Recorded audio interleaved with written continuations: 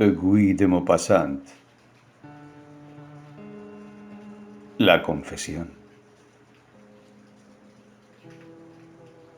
Todo Bessières-le-Rethel había asistido al duelo y al entierro del señor Vadon-le-Remince, y las últimas palabras del discurso del delegado de la prefectura se grabaron en la memoria de todos.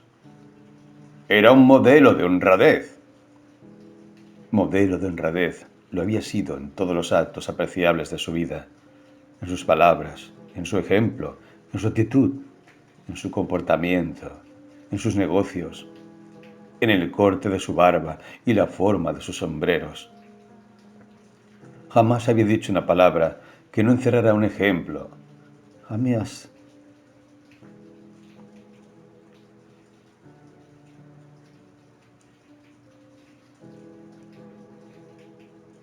Jamás había dicho una palabra que no encerrara un ejemplo.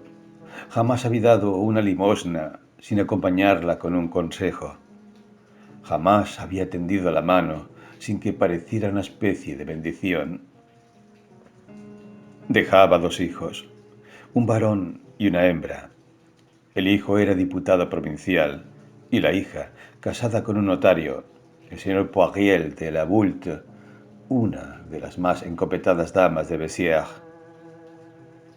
Se mostraban inconsolables por la muerte de su padre, pues lo amaban sinceramente. En cuanto terminó la ceremonia, regresaron a la casa del difunto y, encerrándose los 3, el hijo, la hija y el yerno, abrieron el testamento que debían conocer ellos solos, y solo después de que el ataúd hubiera recibido tierra. Una anotación en el sobre indicaba esta voluntad. Fue el señor Poiriel de la Voulte quien rompió el sobre. En su calidad de notario habituado a estas operaciones y ajustándose las gafas en la nariz, leyó, con su voz apagada, habituado a detallar los contratos. Hijos míos, queridos hijos, no podría dormir tranquilo el sueño eterno si no les hiciera, desde el otro lado de la tumba, una confesión, la confesión de un crimen cuyos remordimientos han desgarrado mi vida. Sí, he cometido un crimen espantoso, abominable. Tenía yo entonces 26 años y hacía mis primeras armas en el foro, en París, llevando la vida de los jóvenes de provincias que van a parar sin relaciones, sin amigos, sin parientes, a esa ciudad. Tuve una amante. Mucha gente se indigna ante esa mera palabra. Una amante. Pero hay seres que no pueden vivir solos. Yo soy de esos. La soledad me llena de una terrible angustia. La soledad en el hogar, junto a la chimenea, por la noche. Me parece entonces que estoy solo en la tierra, espantosamente solo, pero rodeado por vagos peligros, por cosas desconocidas y terribles, y el tabique que me separa de mi vecino, de un vecino al cual no conozco, me aleja de él tanto como de las estrellas que vislumbro desde mi ventana. Me invade una especie de fiebre, una fiebre de impaciencia y de temor, y el silencio de las paredes me asusta. Es tan profundo y triste ese silencio de la habitación donde uno vive solo. No se trata solamente de un silencio en torno al alma, y cuando un mueble cruje, uno se estremece hasta lo hondo del corazón, pues no espera el menor ruido en ese tétrico albergue. ¿Cuántas veces, nervioso, atemorizado por esa inmovilidad muda, no me habré puesto a hablar, a pronunciar palabras, sin orden ni concierto, para hacer ruido? Mi voz entonces me parecía tan extraña que también me daba miedo. Hay algo más espantoso que hablar solo en una casa vacía. La voz parece de otro, una voz desconocida, que habla sin motivo, con nadie, en el aire vacío, sin ningún oído que la escuche, pues ya se sabe, antes de que se escapen en la soledad del piso, las palabras que van a salir de la boca. Y cuando resuenan lúgubremente en el silencio, ya solo parecen un eco, el eco singular de palabras pronunciadas muy bajito por el pensamiento. Tuve una amante, una joven, como todas esas jóvenes que viven en París, de un oficio insuficiente para alimentarlas. Era dulce, buena, sencilla. Sus padres vivían en Poissy. Ella iba a pasar unos días en su casa de vez en cuando. Durante un año viví bastante tranquilo con ella, decidido a abandonarla cuando encontrase una señorita que me agradara lo bastante para casarme.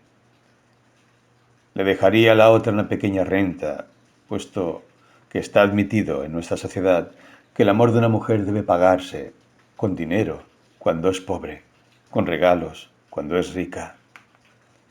Pero he aquí que un día me anunció que estaba encinta. Quedé aterrado y percibí en un segundo todo el desastre de mi existencia. Se me presentó la cadena que arrastraría hasta mi muerte, por todas partes, en mi futura familia, en mi vejez. Siempre, cadena de la mujer ligada a mi vida por el niño. Cadena del niño que habría de criar, vigilar, proteger, al mismo tiempo que me ocultaba de él y lo ocultaba al mundo. Mi espíritu quedó trastornado con la noticia y un confuso deseo que no formulé, pero que sentía en mi corazón, a punto de mostrarse, como esa gente escondida detrás de las cortinas, esperando a que le digan que aparezca. Un deseo criminal vagó por lo más hondo de mi pensamiento.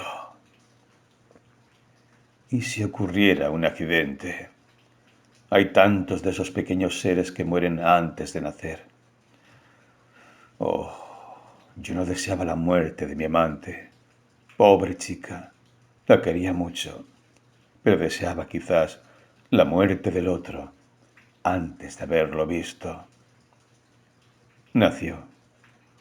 Tuve una familia en mi apartamento de soltero, una falsa familia con un hijo, una cosa horrible. Se parecía a todos los niños. Yo no lo quería. Los padres, ya saben, solo aman más adelante. No tienen la ternura instintiva violenta de las madres. Es preciso que el cariño se despierte poco a poco, que su espíritu vaya cobrando afecto mediante los lazos que se anudan cada día entre los seres que viven juntos. Transcurrió un año más. Yo huía ahora de mi casa, demasiado pequeña, donde tropezaba a cada paso con pañales, con mantillas, con calcetines del tamaño de guantes, con mil cosas de todas clases dejadas en un mueble, sobre el brazo de un sillón, en todas partes. Huía sobre todo para no oírlo gritar, pues gritaba a cada momento, cuando lo mudaban, cuando lo lavaban, cuando lo tocaban, cuando lo acostaban, cuando lo levantaban, sin cesar. Había entablado algunas amistades y encontré en un salón a la que sería madre de ustedes. Me enamoré y el deseo de casarme con ella despertó en mí. La cortejé, la pedí en matrimonio, me la concedieron y me encontré cogido en una trampa. Casarme, teniendo un hijo, con aquella joven a la que adoraba, o bien decir la verdad y renunciar a ella, a la felicidad, al futuro, a todo, pues sus padres, personas rígidas y escrupulosas, no me lo hubieran entregado de haberlo sabido. Pasé un horrible mes de angustias, de torturas morales, un mes en el que me obsesionaron mil ideas espantosas y sentía crecer en mi interior el odio contra mi hijo, contra aquel pedacito de carne viva y chillona que obstaculizaba mi camino, cortaba mi vida, me condenaba a una existencia en la que no podía esperar nada, sin todas esas vagas esperanzas que constituyen el encanto de la juventud. Pero he aquí que la madre de mi compañera cayó enferma y me quedé solo con el niño. Estábamos en diciembre. Hacía un frío terrible. ¡Qué noche! Mi amante acababa de marcharse. Yo había cenado solo en mi angosta sala y entré despacito a la habitación donde el pequeño dormía. Me senté en un sillón, al amor de la lumbre. El viento soplaba, hacía crujir los cristales, un viento seco, de helada, y yo veía a través de la ventana brillar las estrellas con esa luz aguda que tienen en las noches gélidas. Entonces, la obsesión que me perseguía desde hacía un mes penetró de nuevo en mi cabeza. Mientras yo seguía inmóvil, descendía sobre mí, entraba en mí y me consumía. Me consumía como consumen las ideas fijas, como los cánceres deben consumir las carnes. Estaba allí, en mi cabeza, en mi corazón, en mi cuerpo entero. Me parecía y me devoraba como hubiera hecho un animal. Yo quería expulsarla, rechazarla, abrir mi pensamiento a otras cosas, a esperanzas nuevas, como se abre una ventana al viento fresco de la mañana para expulsar el aire viciado de la noche. Pero no podía, ni siquiera un segundo, hacerla salir de mi cerebro. No sé cómo expresar esta tortura. Me roía el alma y yo sentía un espantoso dolor, un verdadero dolor físico-moral, cada una de sus dentelladas. Mi existencia estaba acabada. ¿Cómo saldría de esta situación? ¿Cómo retroceder? ¿Y cómo confesar? Y yo amaba a la que iba a convertirse en madre de ustedes con una pasión loca que el insuperable obstáculo exasperaba aún más. Una cólera terrible crecía dentro de mí. Me oprimía la garganta. Una cólera que rozaba con la locura.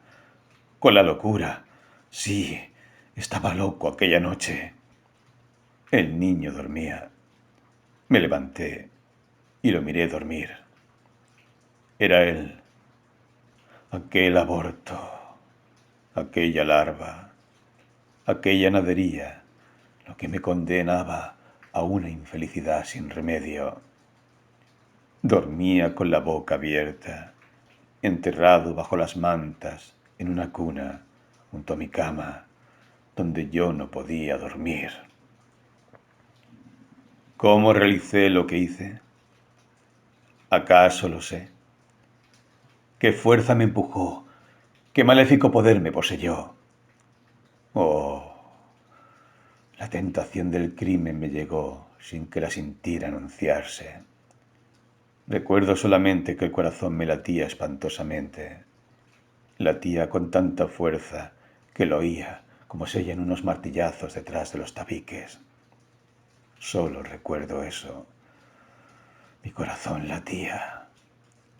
En mi cabeza había una extraña confusión, un tumulto, un desorden de toda razón, de toda sangre fría. Estaba en una de esas horas de pavor y de alucinación en las que el hombre ya no tiene conciencia de sus actos ni rige su voluntad. Levanté suavemente las mantas que tapaban el cuerpo de mi hijo. Las eché a los pies de la cuna y lo vi, desnudo. No se despertó. Entonces me dirigí a la ventana, despacio, muy despacito, y la abrí. Un soplo de aire helado entró como un asesino, tan frío que retrocedí ante él, y las dos velas palpitaron. Y me quedé al pie junto a la ventana, sin atreverme a darme la vuelta, como para no ver lo que ocurría a las espaldas, y sintiendo sin cesar deslizarse sobre mi frente, sobre mis mejillas, sobre mis manos, el aire mortal que seguía entrando. Esto duró mucho tiempo. No pensaba en nada, no reflexionaba en nada. De repente, una tosecita hizo que un horrible escalofrío me recorriera de pies a cabeza. Un escalofrío que siento aún en este momento, en la raíz de los cabellos. y con un movimiento asustado cerré bruscamente las dos hojas a la ventana y después, volviéndome, corrí hacia la cuna. Él seguía durmiendo, con la boca abierta, completamente desnudo. Toqué sus piernas. Estaban heladas y las tapé. Mi corazón de pronto se enterneció, se rompió, se llenó de piedad, de ternura, de amor hacia aquel pobre inocente que había querido matar. Besé un buen rato sus finos cabellos y después volví a sentarme ante el fuego. Pensaba con estupor, con horror, en lo que había hecho, preguntándome de dónde provienen esas tormentas del alma, las que el hombre pierde toda noción de las cosas, toda autoridad sobre sí mismo, y actúa con una especie de enloquecida embriaguez, sin saber lo que hace, sin saber a dónde va, como un barco en un huracán. El niño tosió una vez más, y me sentí desgarrado hasta el fondo del alma. ¿Y si muriese? Dios mío, Dios mío, ¿qué sería de mí? Me levanté para ir a mirarlo, y con una vela a la mano me incliné sobre él. Al verlo respirar con tranquilidad, me serené, pero tosió por tercera vez y sentí tal sacudida, hice tal movimiento de retroceso, como cuando estamos trastornados ante la vista de algo horroroso, que dejé caer la vela. Al ponerme en pie, tras haberla recogido, me di cuenta de que tenía las sienes bañadas en sudor. Ese sudor caliente y helado al mismo tiempo que produce las angustias del alma, como si algo del espantoso sufrimiento moral, de esa tortura inefable que es, en efecto, ardiente como el fuego y fría como el hielo, transpirase a través de los huesos y de la piel del cráneo. Y me quedé hasta que se hizo de día, inclinado sobre mi hijo, calmándome cuando estaba un buen rato tranquilo y traspasado por abominables dolores cuando una débil tos salía de su boca. Se despertó con los ojos rojos, la garganta obstruida, un aire doliente. Cuando entró mi asistenta, la envié enseguida a buscar un médico. Llegó al cabo de una hora y pronunció, tras haber examinado al niño: ¿No habrá cogido frío? Me puse a temblar como tiemblan las personas muy viejas y balbucí: No, no creo. Después pregunté: ¿Qué tiene? ¿Es algo grave?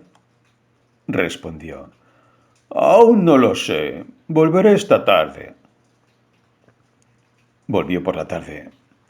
Mi hijo había pasado casi todo el día en una modorra invencible, tosiendo de vez en cuando.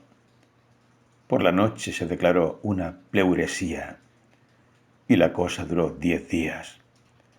No puedo expresar lo que sufrí durante esas interminables horas que separan la mañana de la noche y la noche de la mañana. Murió. Y desde ese momento no he pasado una hora, no, ni una sola hora, sin que el recuerdo atroz, punzante, ese recuerdo que me roe, que parece retroceder el espíritu al desgarrarlo, no se agitase en mí, como un animal furioso encerrado en el fondo de mi alma. Oh, si hubiera podido volverme loco. El señor Porel de la Voulte se sacó las gafas con un movimiento que le era familiar cuando había acabado la lectura de un contrato, y los tres herederos del muerto se miraron, sin decir una palabra, inmóviles. Al cabo de un minuto, el notario prosiguió: «Hay que destruir esto». Los otros dos bajaron la cabeza en señal de asentimiento. Él encendió una vela, separó cuidadosamente las páginas que contenían la peligrosa confesión de las páginas que contenían las disposiciones sobre el dinero. Después las acercó a la llama y las arrojó a la chimenea. Y contemplaron cómo se consumían las hojas blancas.